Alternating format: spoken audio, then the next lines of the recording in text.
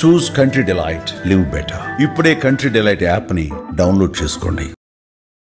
ఆంధ్రప్రదేశ్ ప్రభుత్వం విజయవాడకి అమరావతి నగరానికి కనెక్టివిటీని ఇంప్రూవ్ చేసేందుకు కీలకమైనటువంటి నిర్ణయం తీసుకుంది. ఏకంగా 100 కోట్ల రూపాయలని ఖర్చు చేసి విజయవాడ నగరంలో ట్రాఫిక్ కంజెషన్, ఎందుకంటే నేషనల్ హైవే 65 అలానే నేషనల్ హైవే 16 అంటే హైదరాబాద్ మచిలీపట్నం హైవే, మద్రాస్ కోల్కతా హైవే, ఈ రెండింటిని అనుసంధానించేటువంటి క్రమంలో విజయవాడలో ట్రాఫిక్ని క్రమబద్ధీకరించేందుకు రాష్ట్ర ప్రభుత్వం సిఆర్డీఏకి కీలక బాధ్యతలు అప్పగించింది. ఈ నేపథ్యంలో సిఆర్డీఏ 100 కోట్ల రూపాయలు వెచ్చించి మొత్తం ఈ రోడ్ సిస్టమ్ మొత్తాన్ని కూడా ఇంప్రూవ్ చేయాలనేటువంటి ఆలోచన చేస్తుంది. అలానే దీన్ని అమరావతికి ఏ విధంగా కనెక్టివిటీ చేయాలనేటువంటి విషయాన్ని కూడా ప్రణాళికబద్ధంగా ఆంధ్రప్రదేశ్ ప్రభుత్వం ఇచ్చినటువంటి టాస్క్ని సిఆర్డీఏ ముందుకు తీసుకెళ్ళింది. ఇందులో ఈ మొత్తం టోటల్ రోడ్ మ్యాప్ సినారియో మనం ఒకసారి గమనించి చూస్తే కనుక ఇది కీలకమైనటువంటి NH65, ఇది హైదరాబాద్ నుంచి వచ్చేటువంటి మార్గం. ఇది ఇట్లా మచిలీపట్నంకి వెళ్తుంది. రాబోయే రోజుల్లో ఇది మరింతగా అంటే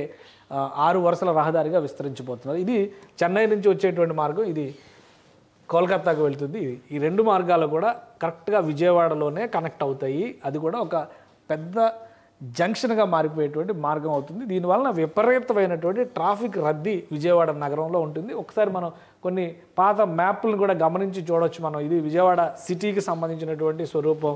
ఈ మ్యాప్లో చూస్తే కనుక జీపీఎస్లో ఇంకా క్లియర్గా కనిపిస్తూ ఉంటుంది.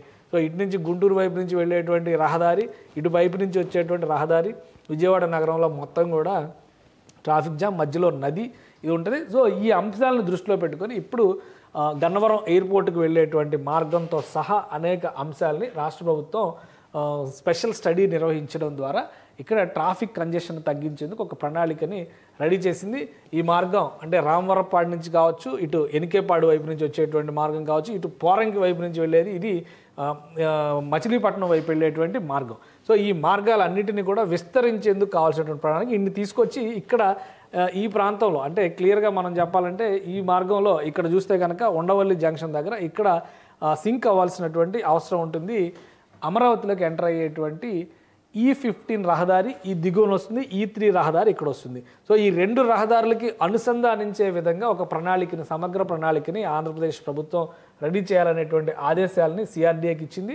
సిఆర్డీఏ ప్రణాళిక ప్రకారం చూస్తే కనుక మొత్తం విజయవాడ నగరం, గుంటూరు నగరం, అన్ని నగరాలు కూడా దీనిలోకే వస్తాయి, సిఆర్డీఏ పరిధిలోకే వస్తాయి. కాబట్టి దీన్ని దృష్టిలో పెట్టుకొని ఈ 2 ప్రధానమైనటువంటి రహదారుల్ని ఇక్కడ అనుసంధానించే విధంగా ఒక ప్రణాళికని రాష్ట్ర ప్రభుత్వం గతంలోనే ఆమోదించింది. ఇప్పుడు సిఆర్డీఏ దీన్ని అమలు చేసేందుకు ప్రణాళికని సిద్ధం చేసుకుంటుంది. ఇది వస్తే కనుక ఈ రహదారులు 2 కూడా ఇంటిగ్రేట్ అయితే కనుక దీన్ని ఈ ట్రాఫిక్ విస్తరణ కార్యక్రమాన్ని తీసుకొస్తే ఎలాగో outer ring road, inner ring road ప్రణాళికలు ఉన్నాయి కాబట్టి అమరావతిలోకి యాక్సెసిబిలిటీ అనేది చాలా ఈజీ అవుతుందని చెప్పని రాష్ట్ర ప్రభుత్వం భావిస్తుంది. అందుకే సిఆర్డీఏకి ఒక స్పెషల్ టాస్క్ ఇచ్చింది. ఈ టాస్క్ నేపథ్యంలో చూస్తే 2026 డిసెంబర్ నాటికి అమరావతిలోకి వెళ్ళేటువంటి రహదారి వ్యవస్థలన్నీ కూడా పెద్ద ఎత్తున మెరుగుపడాలి. ఎందుకంటే బయట ప్రపంచంతో అనుసంధానించడం అమరావతిని చాలా ముఖ్యమని రాష్ట్ర ప్రభుత్వం భావిస్తుంది.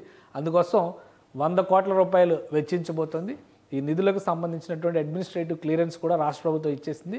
సో సిఆర్డీఏ అతి త్వరలోనే ఈ రహదారుల విస్తరణ, రహదారుల అనుసంధానత, ఈ 2 అంశాలపైన స్పెషల్ ఫోకస్ పెడుతుంది. ముఖ్యంగా గన్నవరం ఎయిర్పోర్ట్కి స్పీడ్ యాక్సెస్ ఉండడంతో పాటు నేషనల్ హైవేస్ పైన ఎలాంటి ఇంటరప్షన్ రాకుండా వీటిని అమరావతి హైవేస్కి కనెక్ట్ చేసే విధంగా ఈ ప్రణాళికని అమలు చేయబోతున్నారు. అతి త్వరలోనే దీనికి సంబంధించినటువంటి సమగ్ర స్వరూపాన్ని, సమగ్ర వివరాలని సిఆర్డీఏ వెల్లడించబోతోంది. సుమన్ టీవీలో మీ పర్సనల్ అండ్ బిజినెస్ ప్రమోషన్స్ కోసం కింది నెంబర్కి కాంటాక్ట్ చేయండి.